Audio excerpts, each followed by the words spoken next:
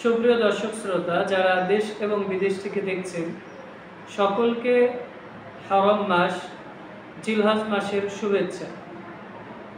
আজকে আমি আলোচনা করব ইনশাআল্লাহ যে কোরবানি একটা পরিবারের পক্ষ থেকে একটা দিলেই যথেষ্ট হবে, নাকি জয়েন্ট ফ্যামিলি, যৌথ ফ্যামিলিতে সদস্য তো অনেক বেশি হয়, তাহলে কি সকলের জন্য ভিন্ন ভিন্ন পশু কোরবানি করতে হবে, নাকি একটাই যথেষ্ট হবে?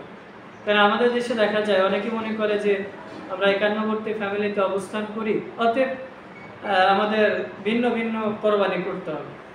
কিন্তু রাসূল সাল্লাল্লাহু আলাইহি ওয়াসাল্লাম থেকে যেটা প্রমাণিত, তিরমিজির 1505 নম্বর হাদিস, যে পরিবারের পক্ষ থেকে বছরে একটা পশু যদি কোরবানি করে দেয় সেটা যথেষ্ট হয়ে যাবে। অর্থাৎ ঈদের সালাতের পর থেকে 10, 11, 12 এবং 13 এই 4 দিন যে কোনো সময়, রাত দিন যে কোনো সময় একটা পশু কোরবানি করলেই হয়ে যাবে।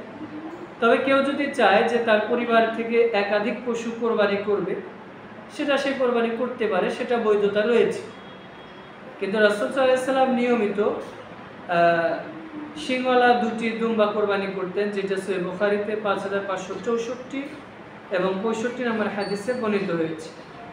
এছাড়া রাসূল সাল্লাল্লাহু আলাইহি ওয়াসাল্লাম সহিহ বুখারীর 1718 নম্বর হাদিসে বলে দিয়েছেন যে বছরে প্রত্যেক পরিবার থেকে একটা করে কোরবানি দিলে যথেষ্ট হয়ে যাবে।